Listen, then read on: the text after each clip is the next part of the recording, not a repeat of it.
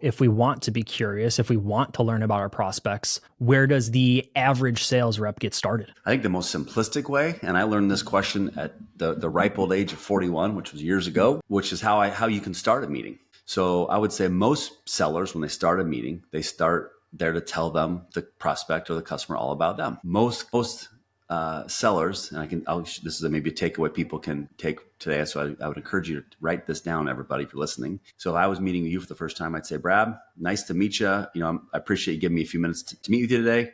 I'm excited to talk about our company and A, B, and C. But more importantly, describe what would be an ideal outcome for you in the time we have today. And you might say blank or blank. And then I'm going to say, great, tell me why. Tell me why that'd be important.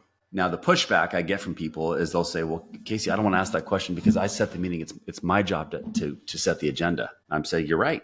But tell me what would happen if something changed in the week since you last spoke. Tell me if what you thought they wanted to talk about, they don't want to talk about today. And instead, you just go right into your pitch. You go right into your what every other seller does. But by asking that question, if something changed, you give yourself a chance to pivot, to think on your feet.